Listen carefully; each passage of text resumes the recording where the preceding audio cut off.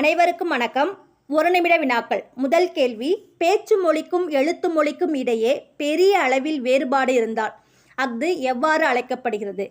விடை, இரட்டை வழக்கு மொழி. இரண்டாவது கேள்வி, தமிழில் பழங்காலம் முதலே பேச்சு மொழிக்கும் எழுத்து மொழிக்கும் இடையே வேறுபாடு இருந்துள்ளது.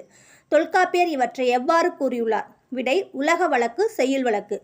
மூன்றாவது கேள்வி, கேட்டல் பேசுதல் என்னும் முதல் நிலையில் குழந்தைகளுக்கு அறிமுகமாவது. விடை, தாய்மொழி. கேட்டலும் பேசுதலும் முதல் நிலை. இதில் தாய்மொழி குழந்தைகளுக்கு அறிமுகமாகுது. படித்தல் எழுதுதல் அப்படிங்கிறது இரண்டாம் நிலை. இந்த இரண்டாம் நிலையில் பிற மொழிகள் அறிமுகமாகுது.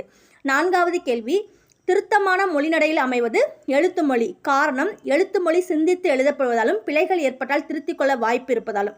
ஐந்தாவது கேள்வி, பேச்சு மொழியில் எழுத்துக்கள் மாற்றி ஒலிக்கப்படுவதும் உண்டு. எடுத்துக்காட்டு தருக. விடை, ஈ என்பதை ஏ என்றும், இலை என்பதை எல என்றும், ஊ என்பதை ஓ என்றும், உலகம் என்பதை உலகம் என்றும் கூறு.